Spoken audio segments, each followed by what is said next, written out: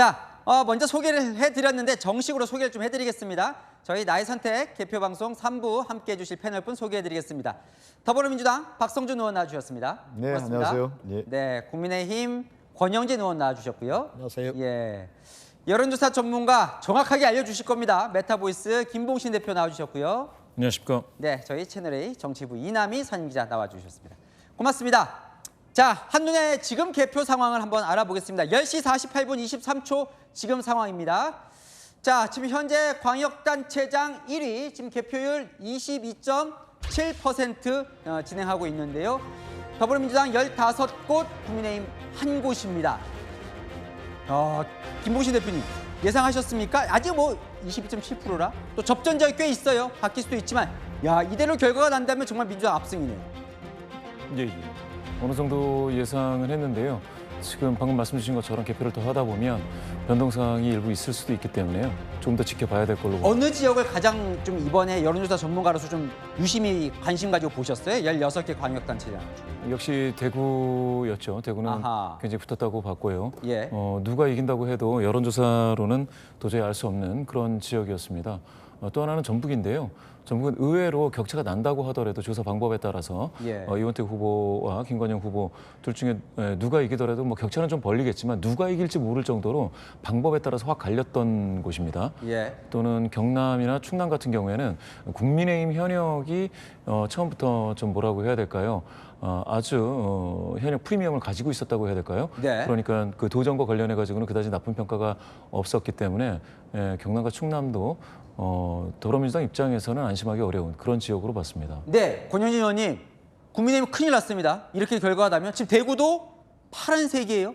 지금 대구 지역구 의원이시잖아요. 네. 어떻게 되는 건 어떻게 될 것 같습니까? 제가 2018년도에 대구시장 예. 2번 될 때 예, 그때 대구 경북외에는 다 졌습니다. 맞습니다. 예. 그랬죠. 그때보다 더 심각한 상황이다. 예, 제가 대구 민심을 보면서도 전에 한 번도 경험하지 못한 민심을 대구에서 목도하고 있습니다. 그런데 예. 그래도 대구는 제가 볼 때는 지금 아직 초반이고 지금 네. 개표율이 20%가 안 되는 것 같아요. 네. 그리고 제가 현장에 알아보니까 사전투표부터 개표를 했다. 그런데 저희들이 사전투표는 6대4로 질 거다라고 예상을 했거든요. 예. 그런데 사전투표에서 한 7, 8% 지는 결과로 지금 진행이 된다면은 예. 아마 본투표 투표함을 열어봐야 저건 알 것 같다라고 생각이 듭니다. 생각이 네. 들고 그리고 경남 같은 경우도 지금 출구조사에서는 근 10% 차이로 김경수 후보가 이기는 걸로 나왔는데 네. 지금 엎치락뒤치락 하고 있는 상황이기 그래요. 이건 때문에 지금 현재 예, 상황이니까요. 그건 조금 더 지켜봐야 되겠다. 예, 지켜봐야겠다. 박성준 의원님, 이렇게 결과 나오면 민주당은 참 행복한 결론일 텐데 지금 서울 같은 경우도 파란색으로 나오네요.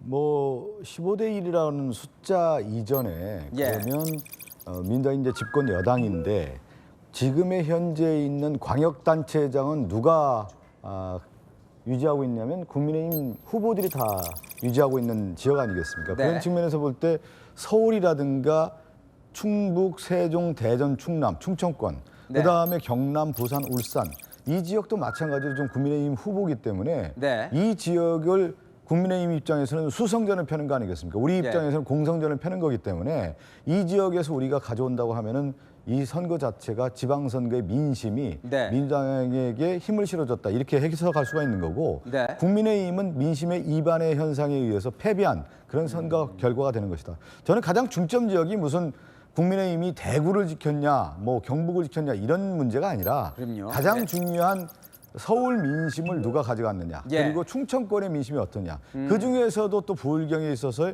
부산 민심이 어떻게 흘러갔느냐에 대한 것이 이번 선거의 바로미터가 될 것이다 이렇게 보고 있는 겁니다. 예, 지금 이제 서울, 충청, 부울경에 관심을 갖고 있다 이렇게 보셨는데 개표 상황 이제 계속 좀 지켜봐야죠. 자, 다음은요. 기초단체장도 한번 어떻게 되고 있나 한 번만 볼까요? 예, 일단 기초단체장도 뭐 워낙 많은 곳이 있으니까 예, 한번 볼게요. 225곳인가요? 아마 되고 있을 겁니다. 한번 보시죠. 네, 준비가 지금 되고 있는 거죠. 왜 제가 이걸 좀 관심을 가지냐면 여기도 한번 영남도 한번 보고 서울도 보고 왜냐하면 지금 이렇게만 보니까 이제 다 파란색, 빨간색 이렇게만 나눠져 있으니까요. 예, 뭐 보여주시죠.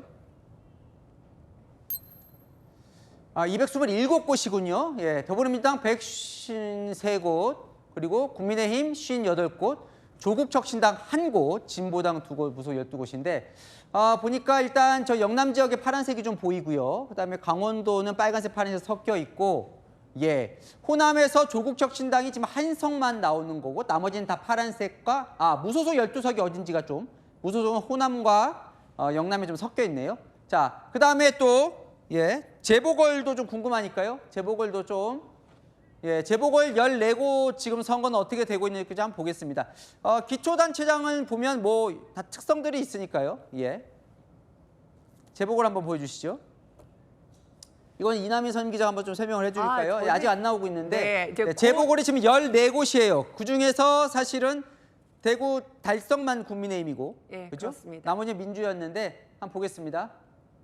대표율 23.8%, 더불어민주당 12곳, 국민의힘 1곳, 14곳인데 지금 한 곳이 뭔가 지금 개표가 안 되고 있거나 뭔가 상황이 있는 것 같습니다. 이건 나중에 알아보고요.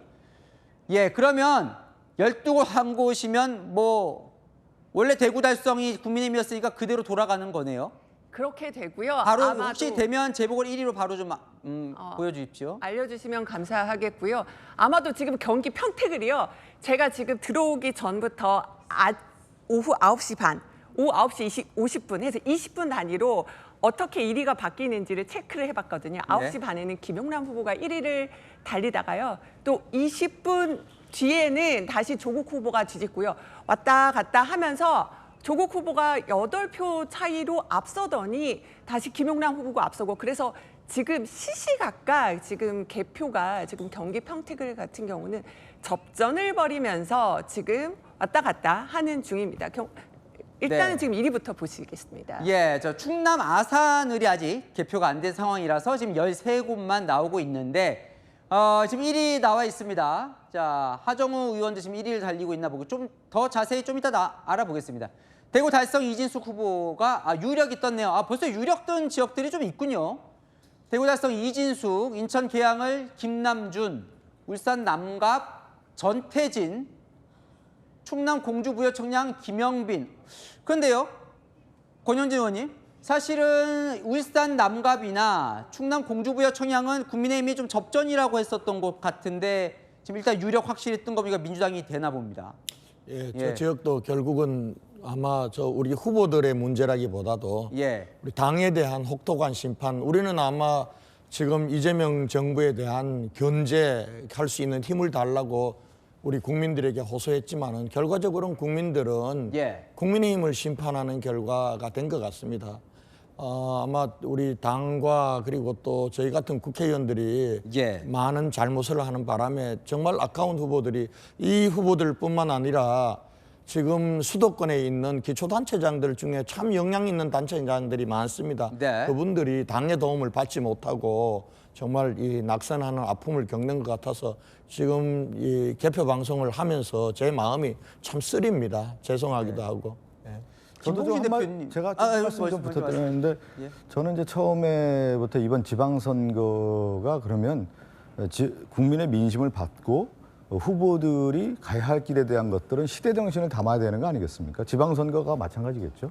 그런데 이번 선거에서 많은 유권자들이 바라는 건 뭐냐면 일을 잘하고 내 삶을 반영해주고 그것을 변화시켜달라고 하는 목소리가 매우 컸죠. 그래서 일 잘하느냐 못하느냐, 지역 일꾼, 지역 발전론, 이 부분이 매우 컸었습니다. 근데 초창기 보니까 이 국민의힘의 선거 구도를 보면 정치 투쟁의 장을 좀 만들었고 후보들을 보면은 사실은 후보의 쇄신을 통해서 국민들 입장에서 봤을 때 국민의힘이 이런 후보들을 내세워서 국민의힘이 앞으로 변화하겠다라고 하는 상징적 메시지를 줘야 되는 건데 오히려 친윤 세력이 등장하고 그 다음에 이념 선거로 가고 정치 투쟁하고 그 다음에 저는 이제 이번 선거에서 저는 국민의힘이 하나의 선거의 패착 중에 하나가 이명박 전 대통령과 박근혜 전 대통령을 불러들여서 선거 플레이로 뛰게 했다. 오히려 국민의힘 선대위원장을 만들면서, 그러니까 제가 얘기한 것처럼 앞으로 선거라고 하는 것은 일 잘하는 사람이고 미래지향적 선거로 바꿔갔어야 되는 건데 오히려 국민의힘이 이념적 선거, 정치 선거 그러면서 보수 진영만을 위한 선거를 하면서 과거 지향적인 선거 행태로 가다 보니까 저는 상당히 알겠습니다. 혹독한 심판을 받지 않았느냐 이렇게 보고 있습니다. 예, 뭐 아직 끝난 건 아니니까요. 박선준 의원님 조금 이게 기분이 좋으신 것 아니 같아요. 그렇지는 않아요. 저는 예. 냉정하게 얘기하는 게 예. 제가 초기부터 예. 언론사 기자들한테 얘기를 쭉 했던 것 중에 하나가 뭐냐면 기본적 선거는 처음부터 시작할 때 구도가 정해지는 건데 네. 그 구도가 바뀌지 않는다. 예. 그래서 근데 대부분 보면 여론조사라든가 그 당시의 어떤 상황들을 보면 잔파도를 보고 그 잔파도가 이 선거 상황을 바꿀 수 있지 않느냐 이렇게 생각하는데 그렇지가 않다라는 말씀을 드리는 겁니다. 이 선거 알겠습니다. 자체가 기본적으로 일할 수 있는 선거냐, 일 네. 잘하는 선거냐 이 흐름으로 국민들이 바라봤다는 것이죠. 저는. 예, 김봉신 대표님 좀 여쭤보고 싶어요. 이거 재보궐선거 지금 14곳 중에 사실은 좀 접전인 곳들이 꽤 있었거든요. 여론조사 때들은. 그런데 일단 대구 달성도 사실은 접전인 조사가 나왔었습니다. 여기는 또 좀 유력으로 나오는데 보니까 사실 재보궐선거는 이게 여론조사가 잘 안 맞는 것 같기도 하네요. 그죠? 예, 그렇습니다. 특히 이제 부산 북갑 같은 경우에는 하정우 후보가 지금 50.5%로 나오고 있는데요. 예. 여론조사상에서는 그 깜깜이 기간 전에 한동훈 후보가 오차범위 내에서 약간 우세하게 올라오는 그런 결과를 여러 군데에서 볼 수 있었습니다. 예. 그렇게 따지면은 지금 부산에 특히 북갑이라든지 아니면 전재수 후보가 지금 충분히 이제 얻고 있다.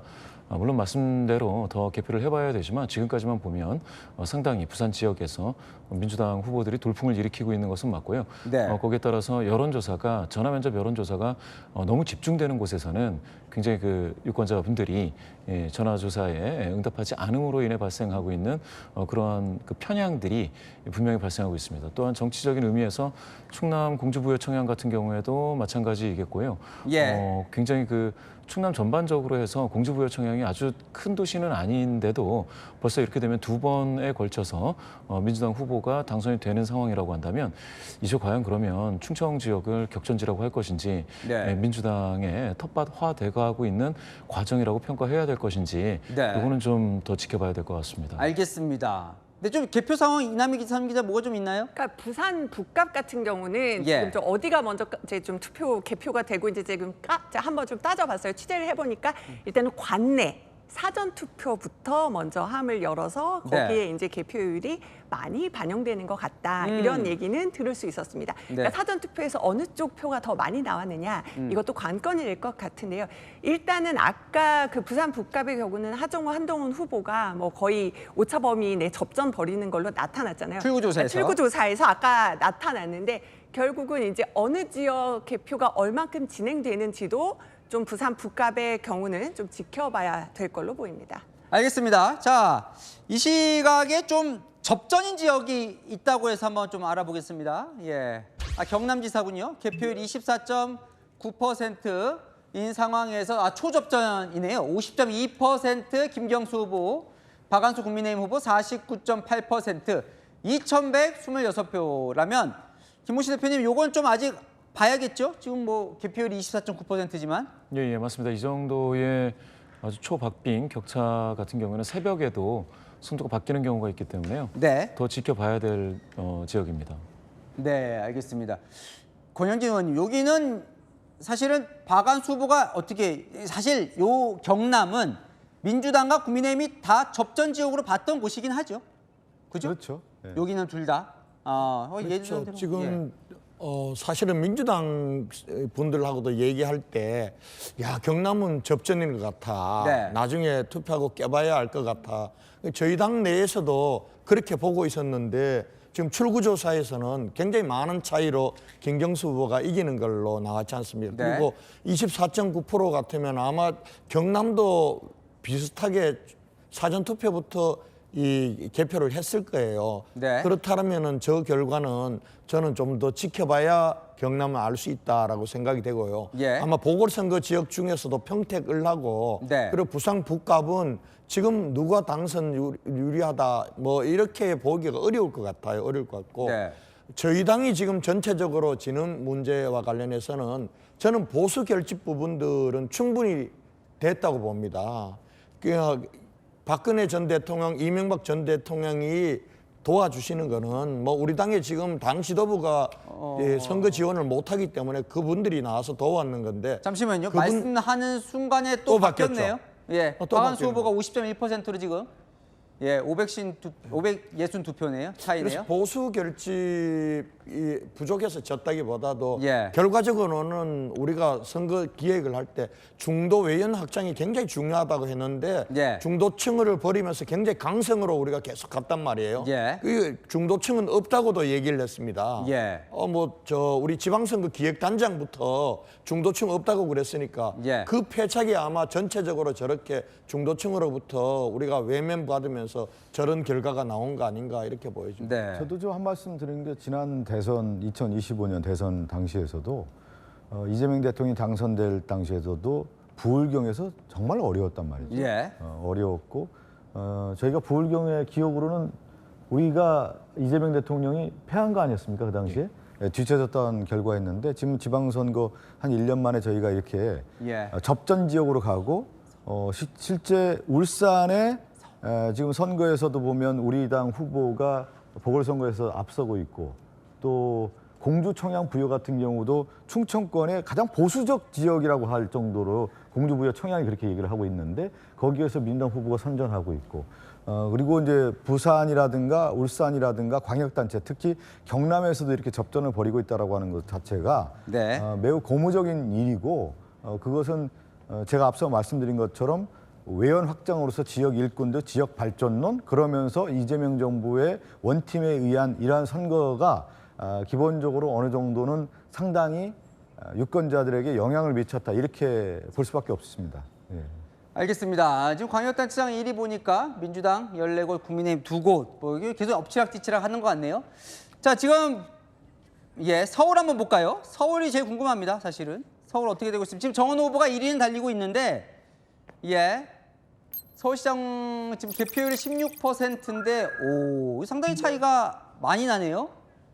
네, 정원 후보가 64.8%, 오세훈 후보가 32.8%인데, 출구조 때보다도 훨씬 많은 지금 표차가 나는데 아직 개표율이 16%니까 혹시나 되면 구별로 좀 어떻게 되고 있나 좀 한번 좀 구경을 좀 설명을 좀 드리고 싶으니까 좀 준비를 해주시고요. 그럼 서울시장 적어도 예. 아마 초반에 사전투표부터 할 거예요. 아하. 사전투표가 서울이 23%, 3.84%거든요. 예. 개표율이 16%니까 제가 볼 때는 서울의 윤곽은 개표율이 30%, 40% 될 때 돼야 전체적으로 윤곽을 우리가 예측해 볼 수 있을 거다. 그러니까 그렇게 지금 봅니다. 보면 구별로 보니까 동작한 곳은 아직 개표가 안 됐나 봅니다. 하얀색인 거 보여요. 그러니까 25개 구종에 민주당 정원 후보가 모두 이기는 걸로 나온다. 근데 권현재 의원님은 지금 사전투표부터 개표가 되고 있기 때문이다라고 되고 있는데 그러기엔 저렇게 차이가 많이 날 것 같지는 않는데요. 근데 박선재 저는 이제 제가 정확한 통계치는 갖고 있지 않은데 역대 사전투표에서 이렇게 개표를 한 15%, 20% 상황에서 사전투표도 이렇게 차이 나지는 않았어요. 제가 정확한 수치는 얘기하기 어려운데 지금 거의 더블 스코어가 나고 있지 않습니까? 그만큼 서울의 유권자의 민심이라고 하는 것이 사전투표에서도 이미 네. 기세몰이라고 할까요? 예. 어느 정도 우위에 있다라고 볼 수가 있고 제가 정원호 캠프의 전략 메시지 본부장을 맡아서 예. 기자들 이제 기자회견을 제가 쭉 이끌었거든요. 우리 이인영 상임선대위원장과 하면서 전체 판세 분석을 하면서 어떤 얘기를 했냐면 서울 선거는 모든 선거에서 한 번도 예. 정원호 후보가 오세훈 후보에 비해서 뒤진 적이 없다. 그런데 그 안에서 뭐냐면 우리가 나와 있는 표층 분석하고 심층 분석이 있는데 네. 제가 이제 보면은 적극 지지층에 있어서의 큰 차이가 있었어요. 그러니까 정원호 후보를 지지하는 적극 지지층과 오세훈 후보를 지지하는 적극 지지층에 있어서는 네. 7에서 17%가 그대로 유지가 됐었던 그래요? 그랬습니다. 그래서 제가 역대 제가 2022년에 송영길 서울시장 후보에 제가 비서실장을 하면서 네. 그때 선거 전체적인 이제 흐름과 전략을 제가 같이 했었는데 그때도 적극 지지층에서 16, 17%가 나더라고요. 네. 근데 결과적으로는 한 19에서 20% 차이가 나는 걸 보고 그때 이제 졌던 거죠. 그죠? 졌죠. 그때 졌죠. 근데 지금도 이번에 서울시장 선거의 전체 흐름을 보면 적극 지지층에서 정원호 후보가 앞섰단 말이에요. 그건 유권자 심리가 그대로 반영됐고 제가 앞서 권영진 의원님과 같은 의견인 게 뭐냐면 국민의힘의 선거 전략이 극단적으로 갔어요.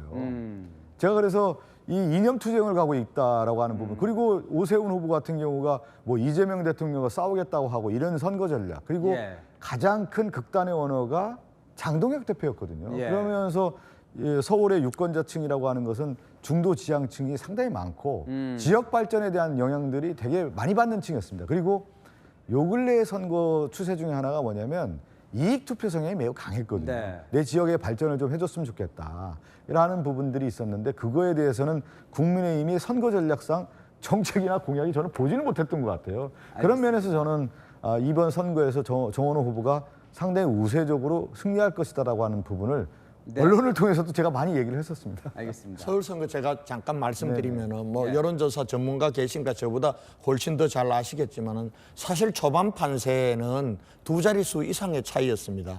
그런데 계속해서 이제 쫓아간 거죠. 그랬죠. 쫓아갔는데 쫓아가는 과정 속에서 이 오세훈 후보 같은 경우는 장동혁 대표하고 단 한 차례도 지원 유세를 거부하고 외롭게 선거 운동을 펼쳤습니다. 그 과정에서 어찌 보면은 인물 경쟁론가 그리고 어떻게 보면은 저 정권에 대한 견제 심리 이런 부분들이 합쳐지면서 따라가서 지금 출구조사에서는 5.4% 차이가 났단 말이에요. 근데 저는 지금 저기 나타나고 있는 거는 제가 아까도 말씀드렸지만은 지금 출구조사들을 연령대별로 잘라서 보면은 오세훈 시장이 지는 연령대는 출구조사에서는 40대, 50대밖에 없어요. 나머지는 다 이깁니다. 10대, 20대, 30대, 60대 이상 다 이겨요. 그러면 우리가 봤을 때 자, 저런 5.4%의 결과가 나오려면은 사전투표에서 7대 3의 결과가 나와야 된다. 사전투표에서 7대 3으로 오세훈이 진다 그러면은 마이너스 5.4 정도 차이가 나요. 근데 지금 64% 대 32%잖아요. 7대 3이 안 나요. 그러면은 제가 볼 땐 출구조사보다 굉장히 좁혀질 가능성이 있는 거예요. 최종 결과는. 저는 그래 예측하고 있습니다. 상당히 나름 과학적으로 지금 얘기를 하고 계십니다. 개표율이 조금 더 진행되면 다시 서울은 아주 중요한 지역이기 때문에 저희가 좀 이야기 나눠보고요.